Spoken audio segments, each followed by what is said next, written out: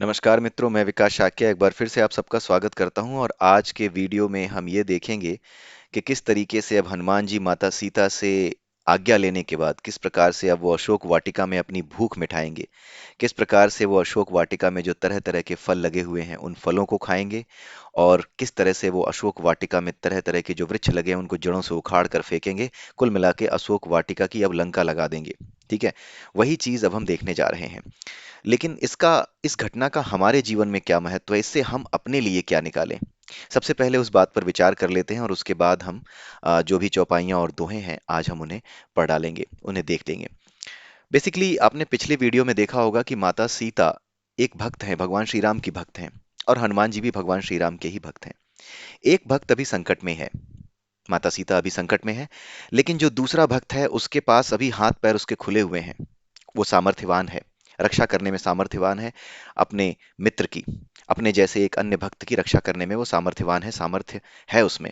लेकिन सबसे पहले जो चीज इस मित्र को चाहिए, जो अपने दूसरे मित्र को समझाए, वो ये है कि वो जो ईश्वर पर विश्वास है दूसरे मित्र का, जो विश्वास उसने अर्जित किया था, अब जो हिल रहा है वो विश्वास की भगवान हमारी सुध क्यों नहीं ले रहे, उस विश्वास को उसके भीतर पहले जगाए रखे, उसके भीतर इस विश्वास को बनाए रखने के लिए उसे ढांढस बंधाए कि जो विश्वास आपके भीतर था उस विश्वास को बांधे रखिए, कायर मत बनिए, उस विश्वास को पकड़े रखिए, कायर मत बनिए। ये मृत्यु का, आत्महत्या का विचार अपने मन में मत लाइए कि मेरी किसी प्रकार से मृत्यु हो जाए, किसी प्रकार से मैं आत्महत्या कर लूं, कोई तारा मुझ पे आके गिर जाए, या ये अशोक जो वाटिका है यही पूरी की पूरी जल जाए, आग लग जाए इसमें। ये सारे विचार लाना आप बंद कर दीजिए। जीवन के संघर्षों से घबराइए मत। भगवान श्री राम यानी प्रभु हमेशा अपने भक्तों की रक्षा करते हैं और निश्चित रूप से आपकी रक्षा करने आएंगे। तो पहला तो ये है कि एक मित्र को, जो दूसरा मित्र है, जब वो संकट में फंसा है तो उसे ढाढ़स बंधाए। लेकिन क्या केवल ढाढ़स बंधा देने से ही बात बनती है? ऐसा नहीं होता।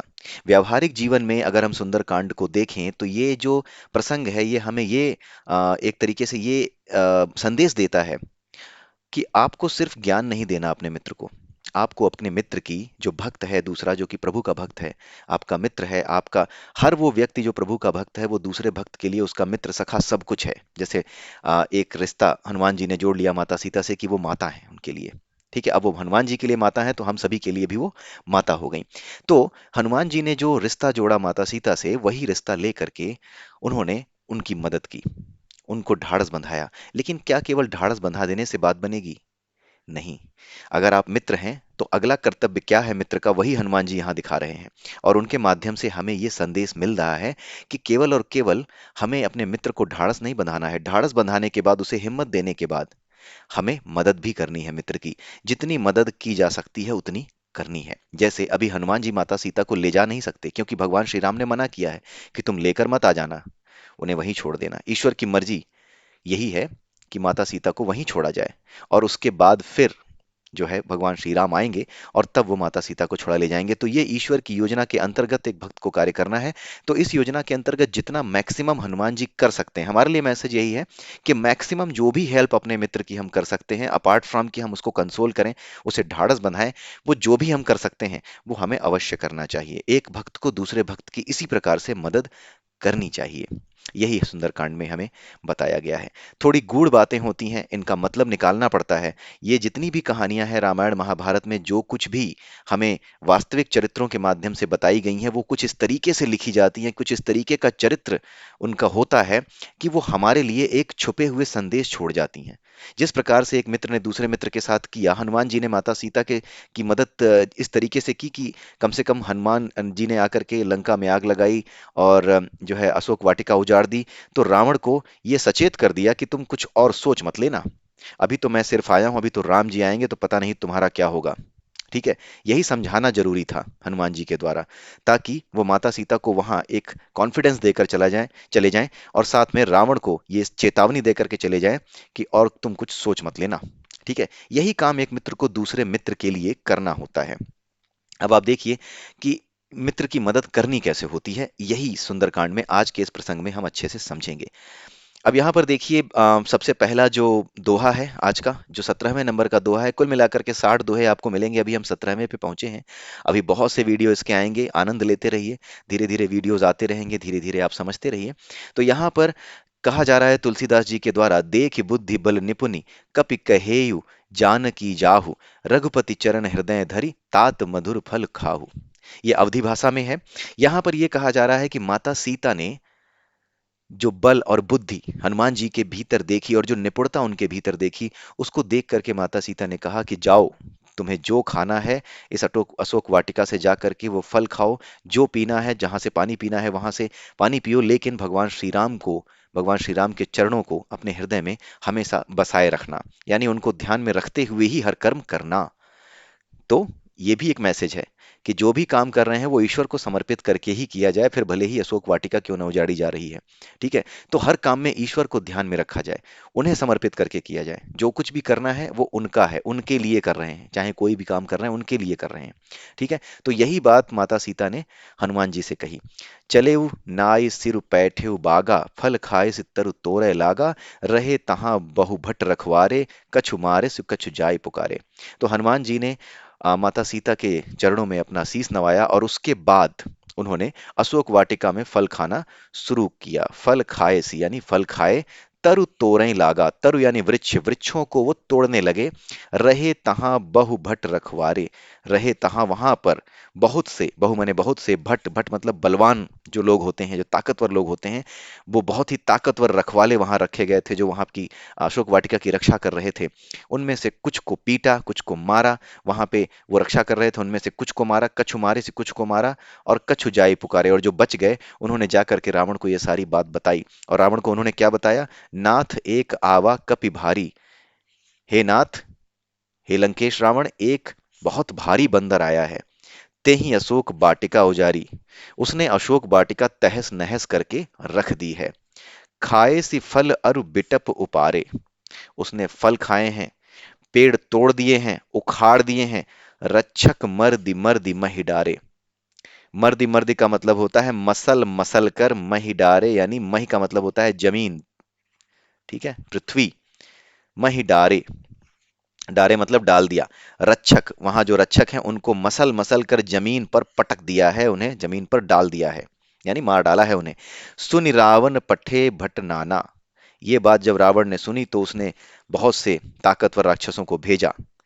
ठीक है, तिनहि देख ही गरजेउ हनुमाना, उन्हें देख करके हनुमान जी ने बहुत जोर से आवाज की, गर्जना की, गुस्से में जैसे कहता है ना, आओ देख लूंगा तुम्हें। सब रजनीचर कपि संघारे, जितने भी राक्षस आए थे वो हनुमान जी ने, कपि यानी वानर, हनुमान जी को कहा गया है, संघारे मतलब मारा। सभी हनुमान जी ने सभी राक्षसों को मारा। गए पुकारत कछु अधमारे, और जो कुछ थोड़े बहुत बच गए जो अधमरे थे वो जा करके फिर रावण के पास पहुंचे। पुनि पठेउ तहि अक्ष कुमारा, जब रावण के पास पहुंचे तो रावण ने सोचा कि ये बंदर कोई साधारण नहीं लग रहा, थोड़ा अच्छे योद्धा को भेजना होगा। तो अक्षय कुमार, अक्ष कुमारा, अक्षय कुमार को लिखा गया है। अक्षय कुमार रावण का पुत्र था। तो रावण ने अपने पुत्र अक्षय कुमार को भेजा। चला संग लय सुभट अपारा, और अक्षय कुमार अपने साथ बहुत बलवान राक्षसों को लेकर के हनुमान जी को पकड़ने के लिए चला, उन्हें मारने के लिए चला। आवत देख विपट गही तरजा, उनको देख करके एक बहुत बड़ा पेड़ हनुमान जी ने उखाड़ लिया। ताहि निपाति महाधुनि गर्जा, उस और उसको मार कर, निपाति मतलब उसको एकदम निपटा दिया, ऐसे समझ लेना आप, निपाति निपटा दिया, यानी कि अक्षय कुमार को मार के समाप्त कर दिया। आपने सुना होगा, अक्षय कुमार को मारी संहारा, लूम लपेटी लंक को जारा। तो यही बात यहाँ पे आपको देखने को मिल रही है कि अक्षय कुमार को उन्होंने मार गिराया, निपात यानी निपटा दिया, आप ऐसे समझ सकते हैं देसी भाषा में, निपाति का मतलब उसका संहार कर दिया, उसे मार दिया। महाधुनि गर्जा, और उसके बाद बहुत जोर से उन्होंने गर्जना की। और अगला दोहा ये कहता है, कछु मारे से कछु मर देसी, कुछ को मारा, कुछ को अधमरा करके छोड़ दिया, कुछ को धूल में मिला करके छोड़ दिया। कछु पुनि जाय पुकारे प्रभु, मरकट बल भूरी, कुछ जाकर के उनमें से कुछ ऐसे थे जो वापस रावण के पास गए और रावण को जाकर के कहा कि हे प्रभु, यह बानर, यह मरकट, मरकट यानी बानर, बंदर का एक नाम बानर भी है, तो आप पर्यायवाची भी आप देखते जाइए। मरकट, कपि, ठीक है, और एक और क्या था, पिछले वीडियो में देखा था, शाखा मृग। ये सब के सब बंदर के पर्यायवाची हैं, वानर के पर्यायवाची हैं। ठीक है, तो लगे हाथों अपनी हिंदी भी आप अच्छी करते चलिए। तो ये यहाँ पर जाकर के अब हनुमान जी के द्वारा जब ये सब मारे गए, कुछ बच गए, कुछ तो मारे गए, कुछ को धूल में मिला दिया, कुछ बेहोश हो गए। जो बचे हुए थे वो फिर से रावण के पास गए और रावण को जाकर के ये बताया कि प्रभु, ये जो बानर आया है ना, ये कोई साधारण बानर नहीं है, ये सभी को मार रहा है, ये बड़ा ताकतवर है। तो अब अगले वीडियो में हम देखेंगे कि किस तरीके से अब रावण जो है वो मेघनाद को भेजेगा और मेघनाद के द्वारा वो हनुमान जी को पकड़वाने की कोशिश करेगा, उन्हें बंदी बनाने की कोशिश करेगा। ठीक है। अब आज के वीडियो में यहीं तक हम इसी इन्हीं 17वें और 18वें दोहे दोहे को हम पढ़ रहे थे और बीच में जो चौपाइयां हैं उन्हें हमने देखा। इसमें अब हम देखते हैं कि हमारे लिए क्या है। ये तो रामचरितमानस में, सुंदरकांड में जो भगवान श्री राम की कहानी, जो कथा है, उनके चरित्र का वर्णन है, और यहाँ पे हनुमान जी और माता सीता के बीच की बातचीत है और हनुमान जी द्वारा किया जाने वाला कर्म है। लेकिन इससे हमें क्या मिलता है? हमारे लिए इसमें क्या है? हमारे लिए इसमें यह है कि एक मित्र जब दूसरे मित्र को ढांढस बंधा ले किसी संकट के समय में, और वो संकट इतना बड़ा हो कि उस संकट के 10 सिर हों। वो कोई व्यक्ति हो सकता है, वो कोई ऐसी समस्या हो सकती है जो कि जिसका कोई आकार नहीं है। कभी कभी जीवन में ऐसी समस्याएं होती हैं जो किसी मनुष्य द्वारा क्रिएट नहीं की हुई हैं। ऐसी समस्याएं होती हैं जो एक इस तरह की सिचुएशन बन जाती है कि उसमें आप पड़ जाते हो, और उस समस्या के 10 मुंह हो सकते हैं, इतने मुंह हो सकते हैं कि आपको समझ में नहीं आ रहा कि किस तरीके से इस समस्या से निपटा जाए। रावण 10 सिरों वाली समस्या का ही प्रतीक है। यहाँ पर हमारे जीवन में जो समस्याएं आती हैं उसी का प्रतीक है। तो अब यहां पर हनुमान जी ने क्या किया? हनुमान जी ने सीधे रावण को नहीं पकड़ा। जब मदद करने चले, पहले तो सीता जी को ज्ञान दे दिया, उनको समझा दिया, ढांढस दे दिया कि माता चिंता मत करो, राम जी को तुम्हारी खबर है, वो आएंगे। लेकिन अभी क्या करूं मैं? हनुमान जी ने बोला कि अभी मैं क्या करूं, अभी तो भूख लगी है। तो हनुमान जी ने अब मदद करने की बात की, पहले ढांढस बंधाओ।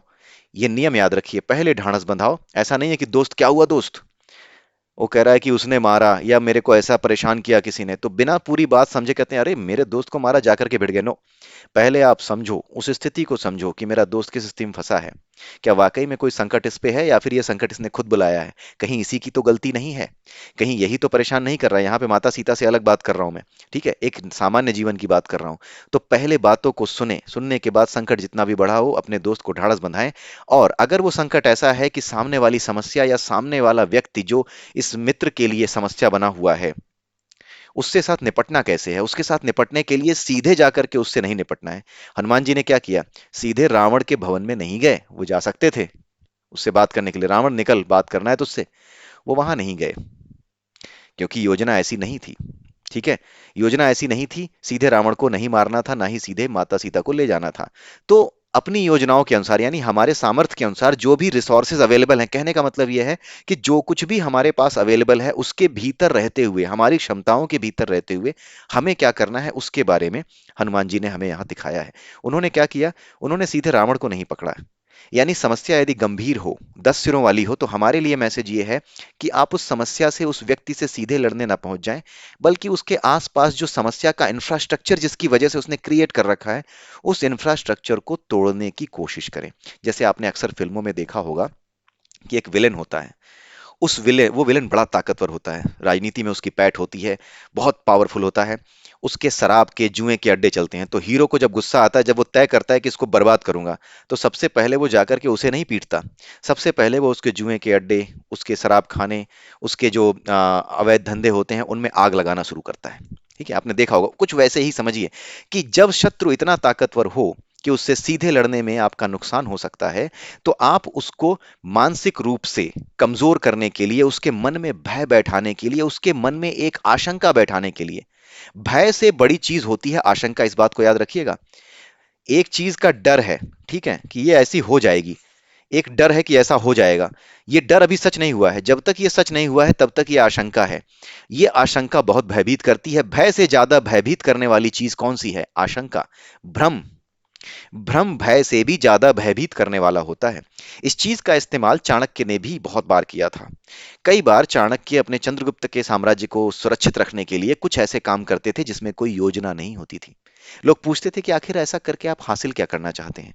तो चाणक्य ये कहते थे कि कुछ हासिल नहीं करना है, केवल और केवल वो ताकतवर शत्रु जो कि योजना बनाए बैठा है उसे भ्रमित रखो, उसे अपनी योजनाओं पे संदेह हो कि क्या ये योजना काम कर पाएगी, ऐसे कुछ काम कर दो, ऐसे भ्रमित करने वाले कुछ कार्य कर दो। यही काम हनुमान जी ने यहां शुरू किए। कि पहले दुश्मन पे वार नहीं करो, पहले उसके आसपास का जो इंफ्रास्ट्रक्चर उसने बना रखा है, जो इंफ्रास्ट्रक्चर उसका सपोर्ट करता है, उस इंफ्रास्ट्रक्चर में सबसे कमजोर कड़ी ढूंढो। जैसे ये जो छोटे छोटे राक्षस थे, ये सबसे कमजोर कड़ी थे। इस कमजोर कड़ी को पीटना शुरू किया हनुमान जी ने, मारना शुरू किया, जो आसानी से बधे जा सके उनको मारना शुरू किया। यानी सबसे पहले समस्याओं के इंफ्रास्ट्रक्चर को, अपने दोस्त के जीवन में जो समस्या आ गई, अपने मित्र के जीवन में जो समस्या आ गई है, एक भक्त के जो कि आपका मित्र है उसके जीवन में जो समस्या आ गई है, जिस समस्या में फंसा है, उस समस्या का जो कारण है, उसका जो इंफ्रास्ट्रक्चर है ना, उस इंफ्रास्ट्रक्चर की सबसे कमजोर कड़ी पे आप वार कीजिए, यहीं से शुरू कीजिए। यही योजना होती है, यही करना होता है। आप सबसे पहले उस योजना को तोड़ना शुरू कीजिए। ठीक है, वो जो इंफ्रास्ट्रक्चर है उसे तोड़ना शुरू कीजिए, सबसे कमजोर कड़ी ढूंढिए। उस कमजोर कड़ी के माध्यम से ये सूचना ऊपर तक पहुंचेगी। और जो दुष्ट होता है, वो छोटी से छोटी चीज का भी नुकसान हो जाने पर वो ये मानता है कि मेरी नाक पे चोट लगी है। उसे ये लगने लगता है कि मेरा साम्राज्य हिल रहा है। ये अहंकारी का स्वरूप होता है, ये अहंकारी का चरित्र होता है। वो ये नहीं सोचता कि मेरे भाई को मार दिया तब मुझे चिंता होनी चाहिए ना। उसे ये लगता है कि मेरे छोटे से गुंडे को भी किसी ने मार दिया है ना, तो ये सीधा मेरी नाक पे वार है, अगर उसे मारा जा सकता है तो मुझे ही मारा जा सकता है। ये यूनाइट होकर के रहते हैं, जैसे एक के भीतर एक जो है ना, एक पूरी की पूरी लिंक बनी होती है। और ये जो दुष्ट व्यक्ति होता है, इसे ये लगता है कि अगर एक भी कड़ी टूट गई तो मतलब पूरी की पूरी माला मेरी टूट सकती है, बस माला समाप्त हो सकती है। वो यूनाइटेड बहुत तगड़े तरीके से रहते हैं और हम यूनाइटेड कभी हो नहीं पाते। इसी वजह से संसार में जो दुष्टता है वो आगे बढ़ती है और सदाचार नीचे गिरता है, क्योंकि सदाचारी लोग आपस में मिल करके एक कड़ी नहीं बना पाते, लेकिन जो दुष्ट हैं वो आपस में बड़े अच्छे से हाथ मिला करके रहते हैं, उनके कोई समस्या नहीं होती। ये चीज है। ठीक है, तो ये चीज समझने के बाद हमें ये चीज समझ में आती है कि अगर आपको अपने मित्र की मदद करनी है, तो आप उसके जो शत्रु हैं, अगर आप उसके सीधे उस पर वार नहीं कर सकते, तो जो बेसिक इंफ्रास्ट्रक्चर है, जो मैक्सिमम आप कर सकते हैं उस बेसिक इंफ्रास्ट्रक्चर में रहते हुए, ये पता भी ना चले कि इसका मित्र है ये। और ऐसा करके आप कर जाइए उसके शत्रु के साथ काम, कुछ ना कुछ ऐसा समस्या के साथ कर दीजिए कि सामने वाला भ्रमित हो जाए कि ये दूसरा शत्रु आ गया कि पहला शत्रु है, भ्रमित रखिए। ठीक है, ये भ्रमित रखने का काम होता है। तो ये एक राजनैतिक रूप से और एक स्ट्रेटेजिक जो प्लानिंग होती है उसके बारे में सुंदरकांड हमें बता रहा है।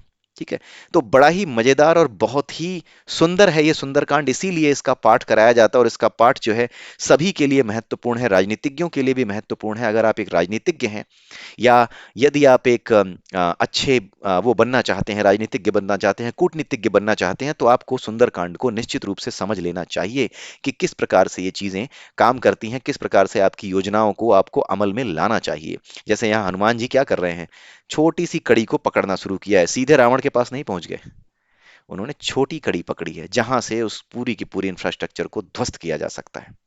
और यहां से आगे क्या होगा, अभी और भी मजेदार प्रसंग है, बने रहिए हमारे साथ, अगले वीडियो में फिर मिलेंगे। तब तक के लिए जय श्री राम, जय श्री राधे, जय श्री कृष्ण।